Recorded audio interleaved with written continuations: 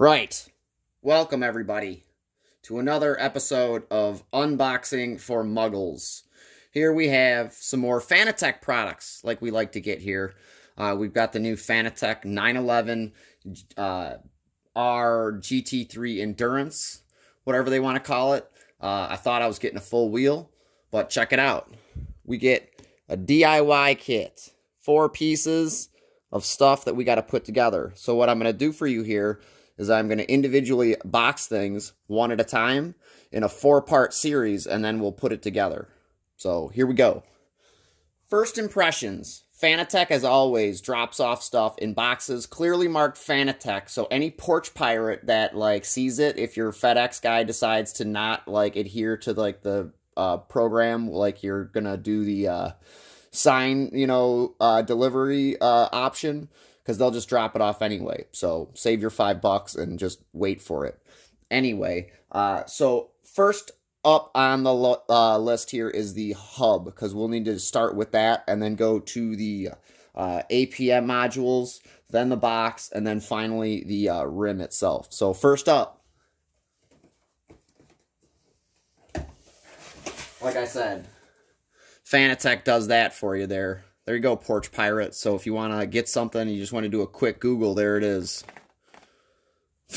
Do you know what I mean? So anyway, and it's all made in China. Every bit of it. Nod to our former leaders, China. So there you go. There's our box. We've got our foam. Our quick start guide. To accept the torque key message on a podium wheel, you need to turn the steering wheel 90 degrees and wait until the bar on the wheelbase display appears. Center calibration can be done by clicking the center calibration in the driver. Shifter calibration can be done in the driver. To adjust tuning menu of your wheelbase, you need to use Fanatec or a button module sold separately. Switching the mode of the wheelbases is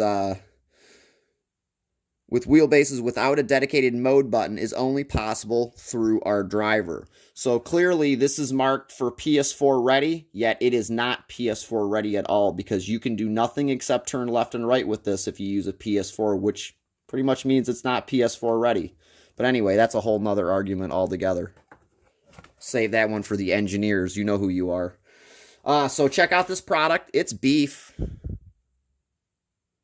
looks really cool. Got the transport key in there. That's what that plastic thing is for.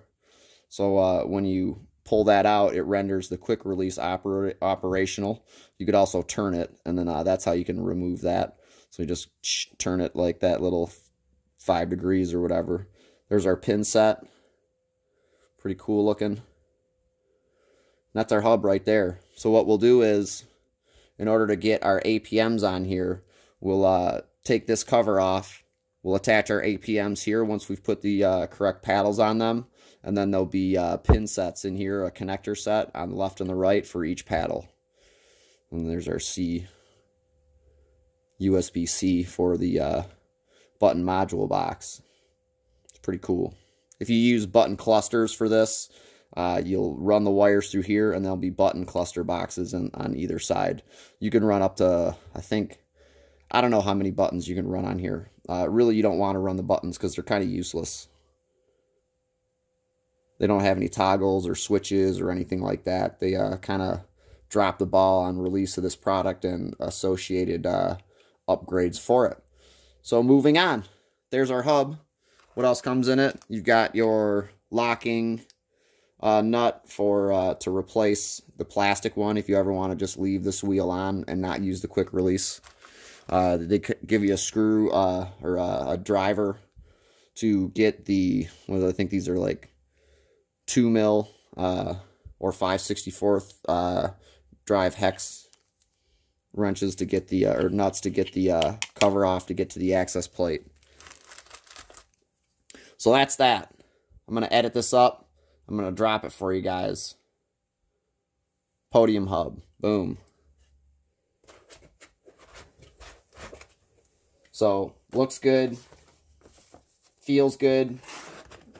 Whether or not it works with my PS4, totally different story.